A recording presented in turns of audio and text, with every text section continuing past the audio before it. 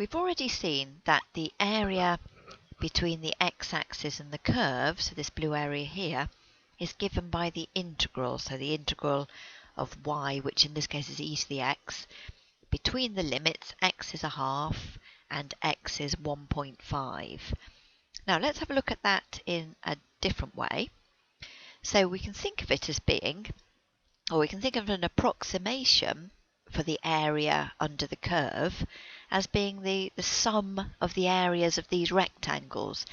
Now at the moment we've got a bit of an underestimate there, but if we increase the number of rectangles we should get a better approximation. So if I go up and just increase the number of rectangles, I can see I'm getting a closer and closer approximation to the area under that curve.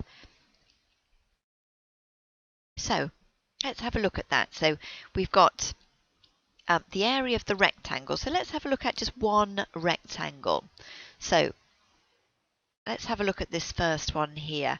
Now let's say the gap between the rectangles, or the width of the rectangles, is a very small increase in x, and let's call that delta x. So that's the width of each of the rectangles, and the height of the rectangle on the left hand side is just the y value, so let's call that y.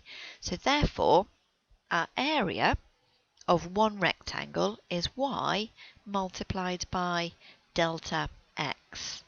Now to get the area of the whole lot between a half and 1.5, we need to add up all of those rectangles. So let's sum those between our two limits. And what we're looking for is the limit of that as the number of rectangles increases, but also as the width, or the delta x, approaches 0. And because we know that the area under the curve is the integral, then the limit of this sum must be equal to the integral y dx from 0.5 to 1.5. Now we're going to have a look at, so here's a summary here. So we're going to have a look at something called volume of revolution, or volumes of revolution.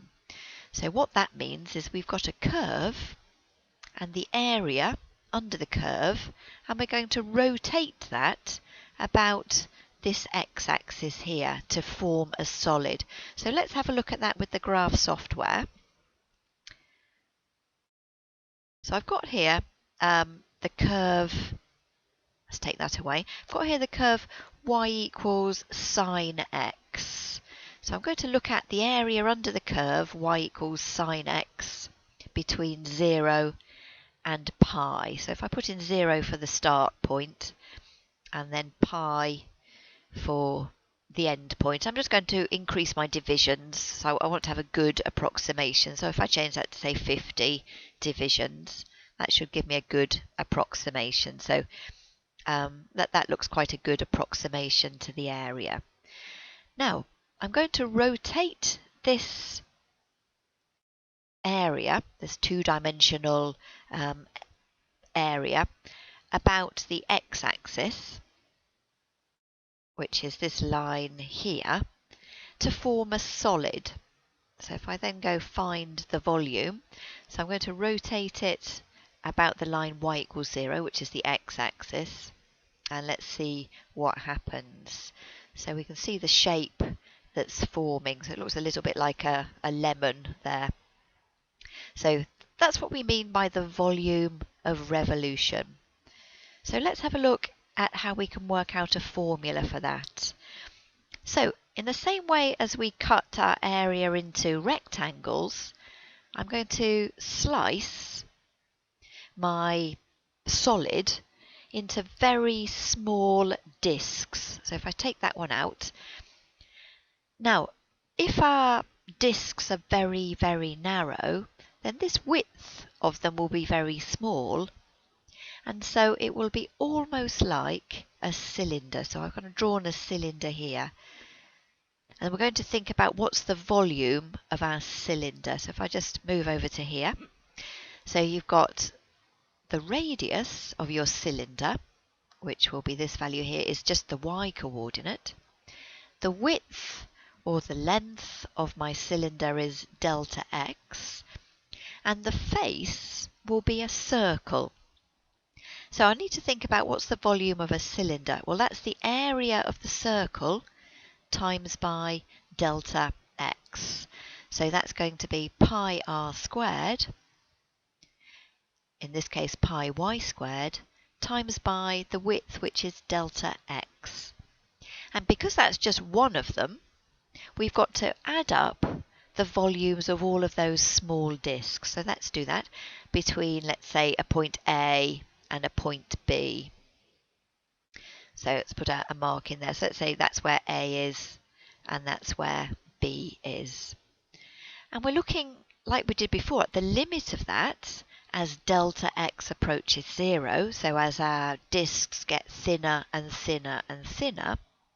And as in the previous example with the area, we know that the limit of the sum is equal to the integral between the two limits of this bit here, which is pi y squared with respect to x. So that's what we call our formula for the volume of revolution. So I'll just write that down. So volume of revolution.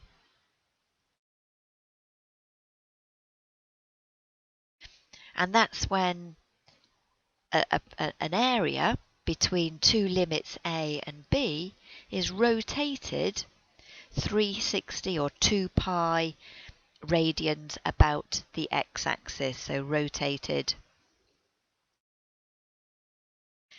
360 degrees about the x-axis. Right, so that's what we mean by a volume of revolution, and this is our formula. So just to summarise there, formula for the volume of revolution, so the volume of a solid formed when a curve is rotated 360 degrees about the x-axis. Now let's have a look at an example. So first question, we've got a function y equals sine 4x, and the region R is the region bounded by the x-axis below, the curve y above, and at the two sides the line x is 0 and x is pi over 4. And we're going to find the volume of the solid formed when R is rotated 2 pi radians about the x-axis. So just reminding ourselves of the formula, which is pi times the integral between the two limits of y squared with respect to x. So let's just get rid of that. Now, we need to integrate y squared, which was sine squared. Now, when we integrate sine squared or cos squared, we need to use the double angle formula. And we're using the cos 2a is 1 minus sine squared a. So if we've got sine squared 4x, if we rearrange that, so a will be 4x, so 2a must be 8x. If we rearrange that, we're looking at sine squared 4x, which is our y squared, is equal to a half 1 minus cos 8x. So that's what we're going to integrate, and we're going to integrate between x is 0 and x is pi over 4. So that's my integral. So I've just taken the half outside. I always think it's easier if you take the constants outside the expression you're going to integrate. So fairly simple to integrate that. So 1 becomes x, cos becomes sine, and because we're doing the chain rule backwards, it'll be divided by 1 over 8. So 1 over 8 sine 8x. We then substitute our two limits, pi over 4 and then 0, and subtract, and then we end up with pi squared over 8. Okay, second example. Now the second example is with parametric equations, but it's the same idea. So we're going to rotate the region, or R is the region bounded by the curve C, which is given by the parametric equations, the x-axis, and the lines x is 0 and x is 2. So we're going to find the volume of the solid formed when r is rotated 2 pi radians about the x-axis. Well, as before, we've got y squared. We need y squared, so it's the integral of pi y squared. So y squared is this expression here squared. Now, we also need to differentiate x. So we've got x is t plus t squared, so I've just multiplied out those brackets. Dx dt will be 1 plus 2t. And then just separating dx dt, we get dx can then be replaced by 1 plus 2t dt. So what we're integrating is the integral of y squared, or pi y squared, so that will be pi, and then y squared, dx. Now dx can be replaced by 1 plus 2t dt. So I've written that as a fraction, and then I'm going to put these two components together, and what we want to integrate is pi 1 plus 2t divided by 1 plus t squared, and that's from the limit x is 2 to x is 0. Now I'm going to leave you to do the rest of the integration for this one for homework, and just to give you a hint as to how to do it, this expression here can be split into partial fractions. So split it into partial fractions, integrate with respect to t, and the most sensible thing to do is to change the x limits into t limits. So if x is 0, what's t? Now just be aware that t is less than 0.